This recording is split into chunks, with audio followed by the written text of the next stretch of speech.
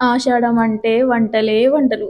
అందరూ బయటి వంటలకి వెళ్తారు. కానీ మేమింకా వెళ్ళలేదు. మా మేనత్త వాళ్ళేమో ఆషాఢం రాకముందే బయటి వంటలకొచ్చేసారు.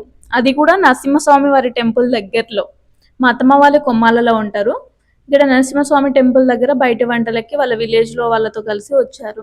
నేను, మా అన్న కొంచెం వేరే పని ఉండడం వల్ల కొంచెం లేట్ అయింది. వచ్చాము. అప్పటికే వాళ్ళ వంట అన్నీ అయిపోయింది. ఆల్రెడీ తింటున్నారు. అసలు చాలా మందొచ్చారు. కానీ ఇక్కడ ఒక చిన్న పాపొచ్చింది. తనెలా ఉందో మీరే చెప్పేయండి. ఇంత క్యూట్ ఉంది చూడండి. చాలా అంటే చాలా చాలా బావుంది గదా! కానీ ఈమెనందరూ మోనాలిసా అని పిలుస్తున్నారు. ఎందుకో చెప్పండి? తన ఐస్ సేమ్ మోనాలిసా ఐస్‌లా ఉన్నాయి బ్లూ కలర్‌లో.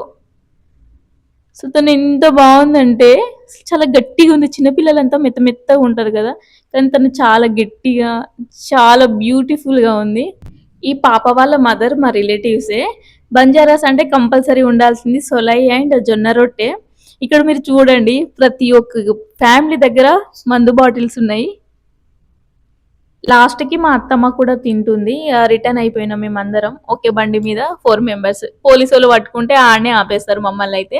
రిటర్న్ వెళ్ళేసి మా అత్తమ్మ వాళ్ళ ఇంటికెళ్ళాము. మేము డైరెక్ట్ రాలేదు. అక్కడికెళ్ళి అత్తమ్మ ఏమన్నదంంటే, "నైట్ ఇక్కడే ఉండిపోండి" అని చెప్పేసి అన్నారు గానీ, మాకు వీలు కాలేదు. యాక్చువల్‌గా ఉందామనుకోని అత్తమ్మ వాళ్ళ ఇంటికెళ్ళాం కానీ, మా అన్నయ్య సడెన్‌గా మైండ్ చేంజ్ చేసుకున్నాడు. ఏమైందో తెలీదు. వెళ్దామన్నాడు. నేను ఇంకొక మాట మాట్లాడకుండా సరే అని చెప్పేసి అనుకున్నా. నేను ఎన్నెన్నో అనుకున్నా అక్కడుండాలి, అది చెయ్యాలి, ఇది చెయ్యాలి అని చెప్పేసి. కానీ అంతా ఫ్లాప్ అయిపోయింది.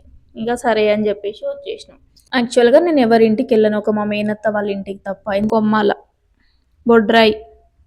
ముందుకెళ్తే మా అత్తమ్మ వాళ్ళ shop, water plant right side, left side వాళ్ళ ఇల్లు. అంతే. మా అత్తమ్మ వాళ్ళు వెనక వెహికల్‌లో వస్తున్నారు. మేమేమో బర్రె వస్తదని చెప్పి ముందే వచ్చేసాం పాల కోసమని. అత్తమ్మ వచ్చినంక కాసేపు కూర్చొని ఇగ రిటర్న్ అయిదామని లేచాము.